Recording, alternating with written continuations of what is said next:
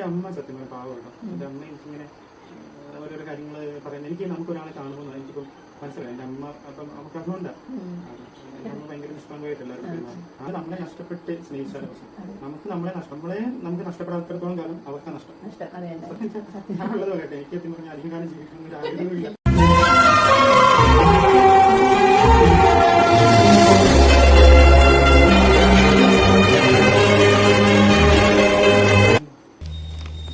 എല്ലാവർക്കും പുതിയൊരു വീഡിയോയിലേക്ക് വീണ്ടും സ്വാഗതം.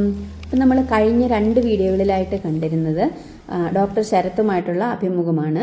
അതിൽ ഒന്ന് മോണരോഗത്തെക്കുറിച്ച് കാര്യമായിട്ട് പറഞ്ഞിട്ടുണ്ട്, ഒന്ന് കുറേ വിശേഷങ്ങളൊക്കെ കൂടിയാണ് ഒരു വീഡിയോയിലുണ്ടായിരുന്നത്. ഇന്നും അതുപോലെ മനോഹരമായ ചില ചിന്തകളും ഇപ്പോഴത്തെ തലമുറയെക്കുറിച്ചുള്ള ഡോക്ടറിൻ്റെ കാഴ്ചപ്പാടുകളും കാര്യങ്ങളുമൊക്കെ ആയിട്ട് നല്ല കുറച്ച് ആശയങ്ങളും വിശേഷങ്ങളുമൊക്കെയാണ് ഇന്നത്തെ വീഡിയോയിലുള്ളത്. ഇതാണ് കേട്ടോ ഡോക്ടർ ഇരിക്കുന്ന ഹോസ്പിറ്റലിൻ്റെ പരിസരമാണ് ഈ കാണുന്നത്. ഹോസ്പിറ്റലിൻ്റെ ഉള്ളിലാണ് നിങ്ങൾ കണ്ടത്. അപ്പോൾ ഇതാണ് ഞങ്ങളുടെ മനോഹരമായ ആ സ്ഥലം. അപ്പോൾ നമുക്ക് വീഡിയോയിലേക്ക് പോവാം. ഈ ഇപ്പോഴത്തെ തലമുറയെ കുറിച്ച് എന്താ പറയാനുള്ളത്? ഡോക്ടർ ഇങ്ങനെ വളർന്ന സാഹചര്യവും പിന്നെ ഡോക്ടറുടെ കൂട്ടുകാരെ പഠിച്ച സ്ഥലം, പഠിച്ചെടുത്ത ചില അനുഭവങ്ങളോ ഇങ്ങനത്തെയൊക്കെയുള്ള കാര്യങ്ങൾ ഒക്കെ പറഞ്ഞു. ഡോക്ടർക്ക് ഉള്ള കുറെ അതെ എന്റെ മോനെക്കാളും താഴെയാ, രണ്ടാമത്തെ മോനെക്കാളും താഴെയാ, മൂന്നാമത്തെ മോനാകാനുള്ള പ്രായമേ ഉള്ളൂ കേട്ടോ. 27 വയസ്സ്. ഞങ്ങളിപ്പോ ഒരു 90s എന്ന് പറയുന്നത് 2K ഫിക്സ് എന്ന് പറഞ്ഞാൽ അറിയാം. അതെന്ന് വെച്ചാൽ 2000 ശേഷം അവരെന്തോ ജനറൽക്ക് എന്തോന്നാ കൂടെ. അപ്പൊ അവരെന്തോ ഒരു പർട്ടിക്കുലർ നെയിമിനെ വിളിക്കുന്നു. അപ്പൊ അവരും പിന്നിപ്പോ നമ്മളെന്ന് വെച്ചാൽ മുമ്പുള്ള ജനറേഷൻ ഇത് തമ്മിൽ നല്ല വ്യത്യാസമുണ്ട്. എന്ന് വെച്ചാല് അവരെല്ലാ കാര്യങ്ങളിലും വ്യത്യാസമുണ്ട്. ഇപ്പൊ കുറെ കുട്ടികൾ അടിമപ്പെടുന്നുണ്ട്, MDMA, കഞ്ചാവ് എന്നൊക്കെ പറഞ്ഞിട്ട്. അത് കുറച്ച് ഞങ്ങളുടെ ജനറേഷൻ തൊട്ടാണ് തുടങ്ങിയിരിക്കുന്നത്, അല്ലാന്ന് പറയാൻ പറ്റില്ല. 27 അവരെ പല ഡിപ്രഷൻ അടിച്ചിട്ടും അത് പേരന്റിങ്ങിന്റെ മോശവും പിന്നെ അവർക്ക് അവരുടേതായിട്ടുള്ള കൺട്രോൾ ഇല്ലാത്തതും ഒക്കെ ആയിട്ട് അവരുടെ ജനറേഷൻ തൊട്ട് അങ്ങോട്ട് തന്നെ പോകുന്നുണ്ട്. പിന്നെ അതിന് ശേഷം ഇപ്പൊ 2K കിഡ്സ് എല്ലാം എന്ന് വെച്ചാൽ 2000-ന് ശേഷം ജനിച്ച എല്ലാ കുട്ടികളും അങ്ങനെയാണ്. അവരിപ്പോ അവരെല്ലാ കാര്യങ്ങളിലും കുറെ മാറ്റമുണ്ട്. അവരിപ്പോ ഭയങ്കരമായിട്ട് ഇമോഷൻസ് ഔട്ട്ബേസ്റ്റ് ചെയ്യുന്നുണ്ട്. ഞാനങ്ങനെ ചെയ്യാം, എനിക്ക് അങ്ങനെ പറയുന്നില്ല. പക്ഷെ എന്ന് വെച്ചാൽ കൂടുതൽ ഇപ്പൊ പ്രശ്നമൊക്കെ ഉണ്ടാകുന്നില്ല. പിന്നെന്ന് പറഞ്ഞു കഴിഞ്ഞാല് ഇപ്പൊ വ്യക്തിബന്ധങ്ങളിൽ പോലും അവർക്കൊരു ആത്മാർത്ഥതയൊന്നുമില്ല തീരെ. ഇപ്പൊ എനിക്കൊന്ന് ഡൈവേഴ്സ് കേസ് ഒക്കെ ഇനി കൂടാൻ പോകുന്നുണ്ട്. അത് ഇപ്പോഴത്തെ കാലഘട്ടത്തിൽ തന്നെ കൂടുന്നുണ്ട്. അടുത്ത കാലഘട്ടത്തിൽ എനിക്കിപ്പോ സത്യം പറയുന്നത് നമ്മളൊക്കെ നോക്കുന്ന 2K കിഡ്സിനെ ആയിരിക്കും. അതൊക്കെ ആണെങ്കിൽ അറിയില്ല, ഇഷ്ടം പോലെ ഡൈവേഴ്സും ലോയൽറ്റിയും പറയുന്ന സാധനമൊക്കെ ഭയങ്കര കുറവും ഒരു ബന്ധത്തിലൊരു സഹിഷ്ണുതയും ഒന്നും കാണിക്കാത്ത ആൾക്കാരായിട്ട് മാറി നമ്മൾ അറിയാനുണ്ടായിരുന്നു ആൾക്കാർക്ക് അല്ലെ. അപ്പൊ നിഷ്കളങ്കത കൂടുതലാണ്. നമുക്കെന്ന് പറഞ്ഞാല് ഇപ്പൊ വിഷമങ്ങൾ കുറവാണ്. അപ്പൊ അവർക്കെന്ന് പറഞ്ഞു കഴിഞ്ഞാല് നിഷ്കളങ്കതയും അതിനനുസരിച്ച് കുറയുന്നുണ്ട്, ഇന്നസെൻസ് കുറയുന്നുണ്ട്. അപ്പൊ അതിനനുസരിച്ച് ആത്മാർത്ഥത പറയുമ്പോൾ പിന്നെ വ്യക്തി ജീവിതത്തിൽ പിന്നെ അങ്ങോട്ടും ഇങ്ങോട്ടും എന്തോ ഒരു രണ്ടുപേര് തമ്മിൽ കല്യാണം കഴിക്കുന്ന ജീവിതമാണ്. കൂട്ടുകെട്ടിൽ ഇങ്ങനെ കൂട്ടുകെട്ടിൽ ഇപ്പൊ എനിക്ക് തന്നെ കുറച്ച് കൂട്ടുകാരേ ഉള്ളൂ. അവരെന്ന് വെച്ചാൽ അവരിൽ അതും ആത്മാർത്ഥതയില്ല എന്തോ അവരായിട്ട് തന്നെ നമുക്ക് എല്ലാവരും ജീവിതം ജീവിക്കുന്നു. കുറച്ച് എല്ലാവരും ഒരു ടെമ്പററി പേഴ്സൺ ആയിക്കൊണ്ടിരിക്കും. കുറച്ച് ഞാനിപ്പം എന്തോ ടെമ്പററി ആണല്ലോ. അത് എന്ന് വെച്ചാൽ നമ്മൾ ഇന്ന് കാണുന്ന യൂട്യൂബ് ചാനലിൽ നാളെ മാമിന് സന്തോഷമാവട്ടെ എന്ന് വിചാരിച്ചിട്ട് ഞാൻ സത്യത്തില് അന്ന് വന്നപ്പോ ഞാൻ വിചാരിച്ച പാവം.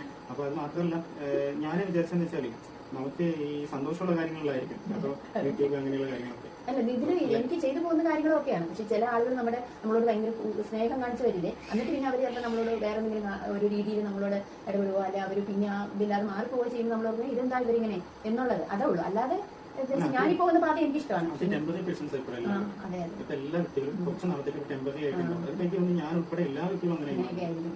എനിക്കൊന്നും പറയാൻ പറ്റില്ല. നമ്മളെപ്പോഴും എന്താ ആത്മാർത്ഥമായി നമ്മൾ തന്നെ എപ്പോഴും ആ ആത്മാർത്ഥതയിൽ തന്നെ തുടരാൻ പറ്റും. ചേച്ചിക്ക് പറഞ്ഞാൽ എന്റെ അമ്മയുടെ പ്രായമാണ്. അതെന്ന് പറഞ്ഞാൽ അന്നത്തെ കാലത്തെ ആൾക്കാരെ പോലെ അല്ല ചിന്തിക്കുന്നുണ്ട്. തീർച്ചയായിട്ടും അവർക്ക് എന്തോ ആവാം. ചിലര് ആത്മാർത്ഥതകളാണ്. ഇപ്പോഴത്തെ പിള്ളേരെന്ന് പറഞ്ഞാൽ ആത്മാർത്ഥതയിൽ പോകുന്നുണ്ട്. ഇഷ്ടംപോലെ വരുന്നുണ്ട്. മറ്റേ ചാനലിന്റെ ടീമില്ലേ തളർന്ന ഒരു പയ്യന്റെ അത് ചെങ്ങന്നൂരുകാരിയാണ്. എനിക്ക് ഭയങ്കര സന്തോഷമാണ്. നമ്മുടെ നാട്ടുകാരി ഇത്രയും സ്നേഹം കൊടുക്കുന്ന ഒരു അത് ഭയങ്കര സന്തോഷം ഉണ്ടായിരുന്നു. അതൊക്കെ ഭയങ്കര ത്യാഗമല്ല, അത് അത്രയ്ക്ക് ഭയങ്കര സ്നേഹമാണ്. ആത്മാർത്ഥത എപ്പോഴും നമുക്ക് വിശ്വസിക്കാൻ പറ്റില്ല. ഒന്ന് അച്ഛനും അമ്മ പിന്നെ നമ്മളെ വളർത്തുന്നത് എന്തെങ്കിലും അതായിരിക്കും ശരിക്കും നമുക്ക് സ്നേഹിക്കുന്നത്. നമ്മളിപ്പോ ഓരോരുത്തരെ ഇപ്പൊ നമ്മളെ സ്നേഹിച്ചു പോയി അല്ലെങ്കിൽ നമ്മൾ എന്താണെങ്കിലും ജീവിതത്തിൽ നമുക്ക് നഷ്ടപ്പെടാത്തിടത്തോളം കാലം അവർക്ക് നഷ്ടം. നമ്മളെ സ്നേഹിച്ചു തുടങ്ങുക പിന്നെ നമ്മൾ അവസാനം നമുക്ക് നമ്മളെ മനസ്സേ ഉണ്ടാവുള്ളൂ. മരിക്കുമ്പോഴും നമ്മൾ ഒറ്റയ്ക്കല്ലേ ഉള്ളൂ. പിന്നെ ജീവിക്കുന്ന അത്രയും കാലം പിന്നെ എന്താ പറയാ സമാധാനത്തോടെയും സന്തോഷത്തോടെയും ജീവിക്കുക. എന്നിട്ട് പെട്ടെന്ന് സത്യം പറഞ്ഞാൽ ഞാനുള്ളത് പറയട്ടെ, എനിക്ക് സത്യം പറഞ്ഞാൽ അധികം കാലം ജീവിക്കുന്ന ഒരു ആഗ്രഹമില്ല. പെട്ടെന്നൊരു മരണം കിട്ടിയാൽ അത് ദൈവത്തിനോട് നന്ദി അത്രയേ ഉള്ളൂ. ഞാനങ്ങനെ പറയില്ല കേട്ടോ, ദൈവം എന്താണെന്ന് അത് ബർത്ത്ഡേക്ക് വരുമ്പോഴത്തേക്കും 100-150 വർഷമൊക്കെ ആശംസിച്ച് കളയും ഓരോരുത്തർ. അപ്പൊ ഞാൻ പറയാം, എന്തിനാ നരകിച്ച് ജീവിക്കുന്ന കാണാനാണോ നിങ്ങളൊക്കെ ആഗ്രഹിക്കുന്നത്? ഉള്ളത് 50 കൊല്ലം ഉള്ളതിന് 60 ആണെങ്കിലും അത് ഇങ്ങനെ അങ്ങ് പോകണം, മറ്റേ പരസഹായം കൂടാതെ സ്വസ്ഥമായി പോവുക, അത്രേ ഉള്ളൂ, അത്രേ ആഗ്രഹിക്കുന്നുള്ളൂ. അത് ഇവിടെ വന്നിട്ട് എത്ര നാളായി ഡോക്ടർ? 2 മാസമായിട്ടുണ്ട്. അപ്പൊ ആദ്യത്തെ നിയമനമാണോ ഇവിടെ പഠിത്തം കഴിഞ്ഞിട്ട്? ആദ്യം കഴിഞ്ഞിട്ട് 1.5 കൊല്ലം ഞാൻ ഒരു കൊല്ലം തൃശ്ശൂർ കൂട്ടുകാരുണ്ട്, നല്ലൊരു സ്നേഹിതനാണ്. പിന്നെ അതിനുശേഷം പിന്നെ ഞാൻ കുറച്ച് കാലം ക്ലിനിക്ക് ഞങ്ങളുടെ നാട്ടിലുള്ള ഇന്റർവ്യൂ ക്ലിനിക്ക് ശേഷം ഇവിടോട്ടായി. അപ്പൊ ഇന്റർവ്യൂ ഒക്കെ അറ്റൻഡ് ചെയ്യുന്ന ഇരിക്കുമായിരുന്നു. പിന്നെ ഇവിടോട്ടായി ഇങ്ങനെ ഇനി ഞാനിത് നമുക്ക് എന്തായത് ഇതൊരു നമുക്കൊരു ഡെന്റിസ്റ്റ് വെച്ചിട്ട് നമുക്കൊരു ഇതാവില്ല, കുറെ കാര്യങ്ങളുണ്ട്. ഇനി ഇത് തുടർന്ന് പഠിക്കാനുണ്ടോ? പഠിക്കാനുണ്ടല്ലേ? പിന്നെ MBS ഉണ്ട്, BDS കഴിഞ്ഞിട്ട് MBS എടുക്കണം. പിന്നെ സത്യം പറഞ്ഞല്ലേ അന്ന് എനിക്ക് ആ വീഡിയോസ് വന്ന് എനിക്ക് സന്തോഷം ഉണ്ടായിട്ടുണ്ട്. പക്ഷെ അതിനുശേഷം കുറെ പേഷ്യൻസ് നല്ലത് പറഞ്ഞു. എല്ലായ്പ്പോഴും എല്ലാവരും നല്ലത് പറയില്ല. അപ്പൊ നല്ലത് പറയുന്നത് എനിക്ക് നല്ലത് പറഞ്ഞപ്പോൾ അതും ഒരു സർക്കാർ ബന്ധപ്പെട്ടിരിക്കുന്നത്, അത് എനിക്ക് അവിടുത്തെ എനിക്ക് നല്ലത് കിട്ടിയിട്ടുണ്ട്. പക്ഷെ ഒരാൾ വന്ന് പബ്ലിക്കായിട്ട് പറയുമ്പോൾ നമുക്കൊരു സന്തോഷമാണ്. പിന്നെ അത് മാത്രമല്ല ഈ അപ്രിസിയേഷൻ എന്ന് പറയുന്ന സംഭവം ഭയങ്കര പാടുണ്ട്. ഉണ്ടെങ്കിൽ പോലും അത് ആളുകൾ പറയില്ല. നമ്മളിപ്പോ ഞാൻ ചെയ്യുന്ന 3 മണിക്കൂറിന്റെ ജോലി, ഞാൻ 3-4 മണിക്കൂറിന്റെ ജോലിയിൽ അതിന്റെ എപ്പോൾ വേണമെങ്കിലും റിസ്ക് വരാം. എന്ന് വെച്ചാൽ പല്ല് പൊട്ടിക്കുമ്പോൾ ചിലപ്പോൾ പ്രശ്നം വരാം, നമ്മൾ പൊട്ടിച്ചിട്ട് എടുക്കേണ്ടി വരും, അങ്ങനെയൊക്കെ. അപ്പൊ നമുക്ക് റിസ്ക് ഉണ്ട്, നമുക്ക് റിസ്ക് ഇല്ലാത്ത ഒരു പരിപാടിയല്ല. അപ്പൊ എപ്പോ വേണമെങ്കിലും നമ്മള് ഇത് കുടി പോവാം. അപ്പം നമുക്ക് കിട്ടുന്ന അപ്പിൽ നമ്മൾ സന്തോഷിക്കാം. കുടി പോകുമ്പോൾ എന്തായാലും നമ്മൾ സന്തോഷിക്കും. അപ്പൊ പിന്നെ അതിന് കിട്ടുന്ന അപ്പിൽ നമ്മൾ സന്തോഷിക്കാനുള്ളതേ ഉള്ളൂ. ഇപ്പൊ അങ്ങനെയൊക്കെയല്ലേ. മോശമായിട്ട് ആളുകൾ പറഞ്ഞിട്ടുണ്ടോ? മോശമായിട്ട് ഡോക്ടർ ഇടപെട്ടതിന്റെ മോശക്കേട് കൊണ്ടാണ് അത് അവരുടെ കൊണ്ട്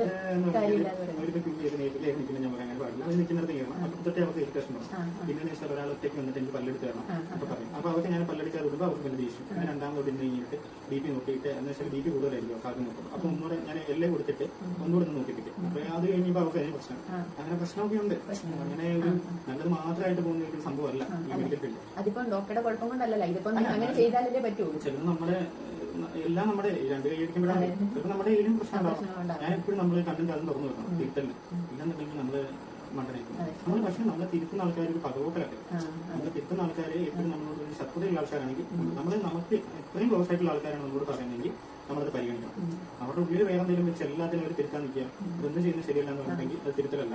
അത് ഞാനിപ്പോ അന്ന് വന്നപ്പോഴത്തേക്കും കുറച്ച് കാര്യം പറഞ്ഞപ്പോഴത്തേക്കും ഡോക്ടർ അവിടെ ശരിയാക്കി. എനിക്കത് അങ്ങനെയാണ്, ഞാനിപ്പോ അവിടെ ഹോസ്പിറ്റലാണോ ഡോക്ടറാണോ ഒന്നും ഞാൻ നോക്കുന്നില്ല. അന്നേരം എനിക്കത് കണ്ടതിന്റെ ബാക്കി ഞാൻ പറഞ്ഞത് കുറച്ചുകൂടി ഇവിടെ സെറ്റ് ആവണമല്ലോ എന്ന്.